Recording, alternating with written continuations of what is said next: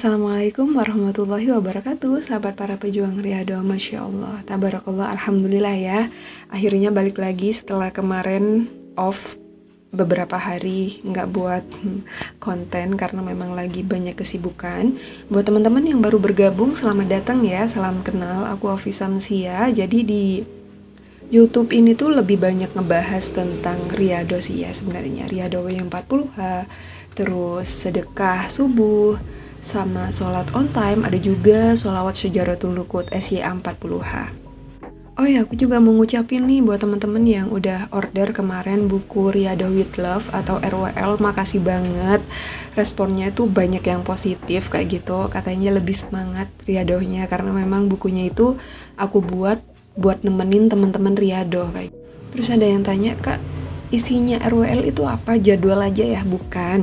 Bukan cuma jadwal atau kalender, tapi lebih ke pengertian ya, pengertian tentang W40H, terus doa di luar nalar, ada doa tikung doa juga, masih banyak lagi yang biasanya aku bahas di YouTube ini ya, tentang Riyadhah.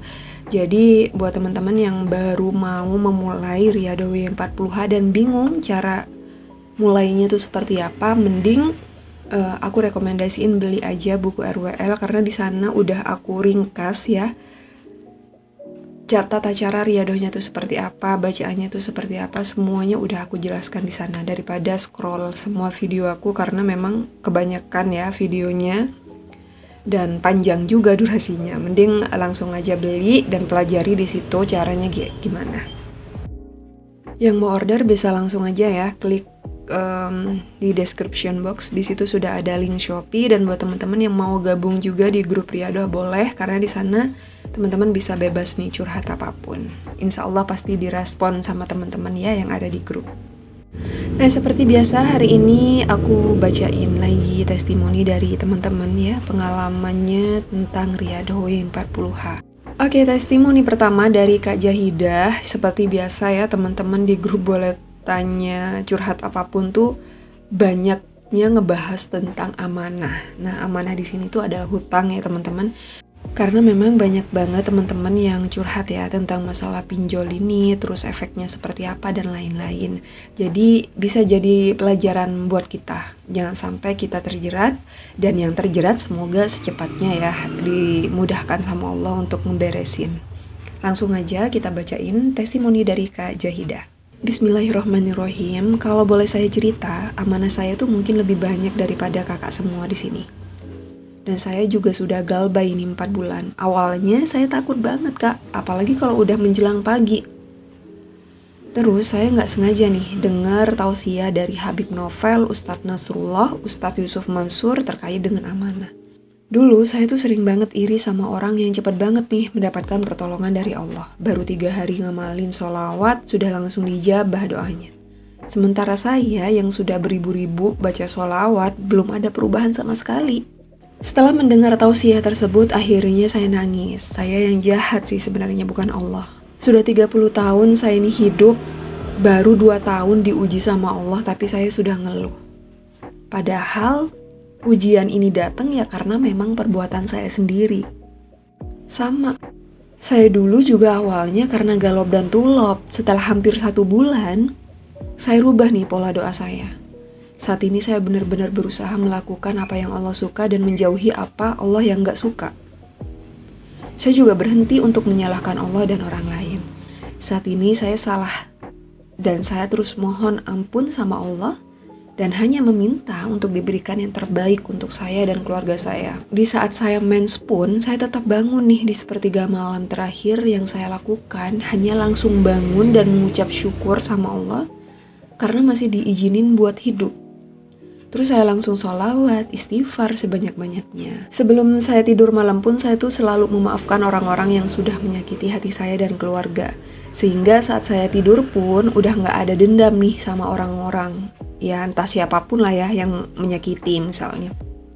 Dan terus minta sama Allah untuk terus diberikan yang terbaik untuk saya dan keluarga. Alhamdulillah sampai hari ini hati saya benar-benar nyaman. Saya terus melakukan W40H. Ini sudah masuk putaran ketiga. Berarti kalau putaran ketiga itu berapa hari ya? 120 hari ya. Walaupun amanah saya belum ada yang lunas, tapi saya bahagia karena saya bisa semakin dekat sama Allah. Jadi kita semua nggak boleh menyerah nih teman-teman. Terus rayu Allah dan mohon ampunan sama Allah. Allah nggak pernah nguji hambanya di luar dari batas kemampuan hambanya. Nah maaf ya, ini testimoninya kepotong. Itu dia testimoni dari Kak Jahidah ya. Keren banget sih menurut aku. Karena beliau ini berusaha berdamai sama keadaannya ya. Berdamai sama ujiannya Allah dan sadar kayak gitu kalau sebenarnya memang kita yang salah, bukan Allah. Semua ujian yang datang dari kita sebenarnya itu adalah efek dari kita sendiri, efek dari perbuatan kita sendiri. Dan sedikit loh yang sadar hal ini. Lebih banyak itu yang menyalahkan Allah, menyalahkan orang lain. Aku doain ya sama Kak Jahidah dan teman-teman semuanya yang lagi punya permasalahan hutang piutang, entah itu riba ataupun non riba, segera Allah permudah ya untuk menyelesaikan masalahnya. Dan untuk Kak Jahidah ini keren banget, beliau bilang meskipun saat mens beliau tetap bangun di bersetiga malam.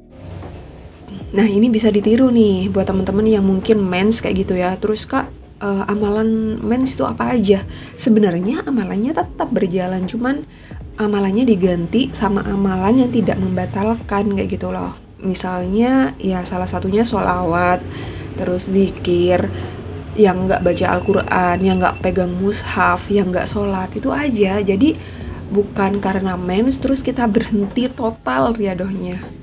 Kalau kata guruku dulu ya, jangan sampai kita tuh kering saat mens. Kering maksudnya di sini tuh ya udah lepas dari amalannya, lepas dari amal kebaikannya.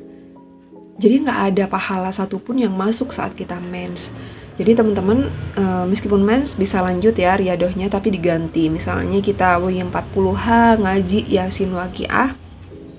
Sebelum mens kita ganti nih sama sholawat, sedekah ya, dengan amal-amal kebaikan yang lainnya.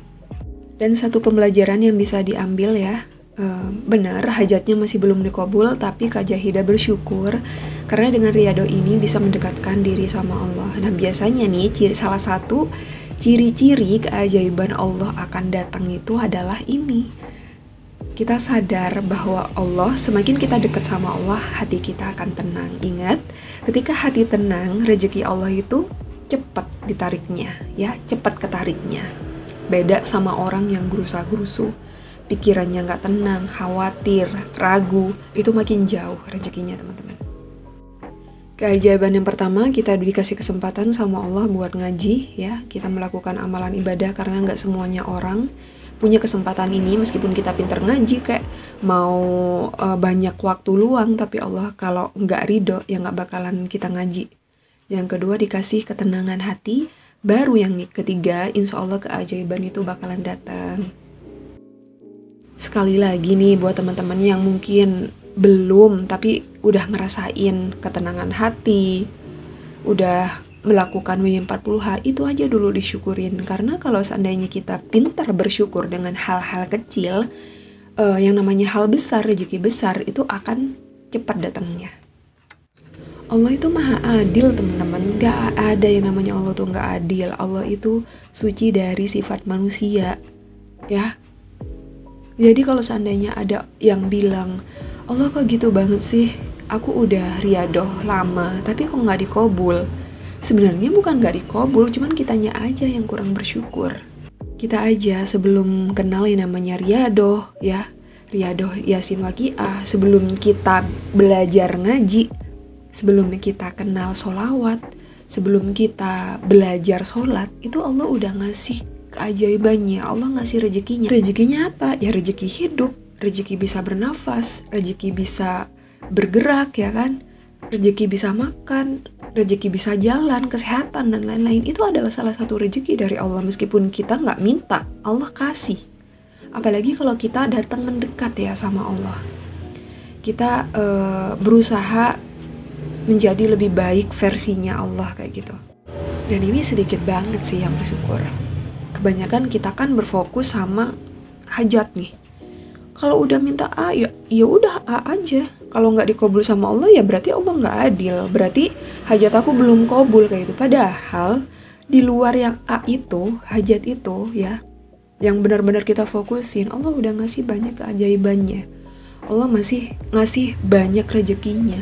Cuman karena kita terlalu fokus ke satu titik, jadinya kalau seandainya nggak dikabul sama Allah, ya udah Allah nggak adil. Jangan sampai kayak gitu ya teman-teman ya. Nah ini nih ada komen keren dari Kak siapa yang nggak ada namanya ini, nggak kebagian aku screenshot. Jadi beliau menanggapi salah satu curhatan teman-teman di grup, boleh curhatannya apapun. Seperti ini. Pada dasarnya setiap doa yang kita langitkan itu pasti dijawab sama Allah, Kak. Hanya saja Allah menjawab semua doa itu, ada yang langsung dijawab, ada yang menunggu sampai waktu yang tepat menurut Allah. Entah cepat atau lambat, ada doa juga yang dijawab Allah tapi dengan sesuatu hal yang gak pernah kita duga, dan itu bisa jadi sebagai ganti dari doa yang kita langitkan. Nah, keren nih. Yakin aja bahwa apa yang kita langitkan pasti terijabah, sabar dan ikhlas. Maksimalkan ikhtiar bumi dan langitnya, serahkan semuanya ke Allah. Bismillahirrahmanirrahim. Ayo semangat semuanya, mudah-mudahan apa yang menjadi hajat kita semua dimakbul oleh Allah Subhanahu wa Ta'ala. Amin. Sesuai ya sama hadis riwayat Abu Daud 1273 yang bilang bahwa Allah itu malu kalau seandainya ada hambanya datang berdoa terus mengangkat kedua tangannya dan mengembalikannya itu dalam keadaan kosong atau nggak diijabah. Nah, dari sini udah ada titik nih kan ya, bahwa semua doa kita itu sebenarnya udah Allah pegang. Cuman tinggal waktunya aja ya, kapan. Atau bisa jadi doa yang kita panjatkan sama Allah difilter nih sama Allah. Ini doa yang nggak baik buat kita, makanya Allah ganti. Atau bisa jadi juga dari sekian banyak doa yang kita minta sama Allah, cuman satu doa aja nih yang beneran baik buat kita. Atau bisa jadi doa yang kita panjatkan sama Allah nggak ada yang nggak baik, makanya Allah ganti dengan yang baik dan di waktu yang tepat. Atau bisa jadi ribuan doa yang kita minta sama Allah ternyata nggak ada yang baik, makanya Allah ganti ya kan dengan opsi lain, dengan doa yang lain, doa yang lebih baik yang mungkin nggak pernah kita minta sebelumnya. Cuman di sini kita itu belajar tentang seni sabar, ya, seni istiqomah, seni nggak tanya terus-terusan sama Allah kapan. Ini sebenarnya tujuan riadoh itu bukan cuman riadoh karena pingin hajatnya cepat dikabul. Sekarang riadoh besoknya dikabul, kagak. Ya kagak teman-teman. Kita tuh masih melalui proses panjang, melalui proses ujian juga.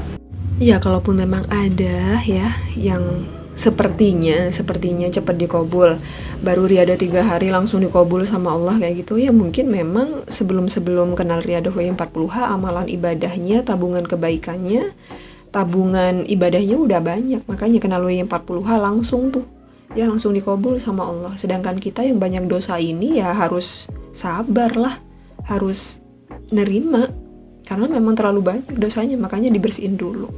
Nah itu aja ya mungkin video kali ini buat teman-teman yang sekarang masih nunggu keajaibannya. Tetap sabar, tetap istiqomah dan semangat. Gak ada yang namanya doa gak dikabul, yakin ya. Kita jumpa lagi di testimoni berikutnya. Wassalamualaikum warahmatullahi wabarakatuh. Makasih ya udah nonton videonya. Buat temen-temen yang butuh jasa desain logo, feed Instagram, flyer untuk promosi all shop jualan kamu, bisa langsung aja hubungin Instagram Syam Creative Design. Mau tanya-tanya dulu? Boleh banget.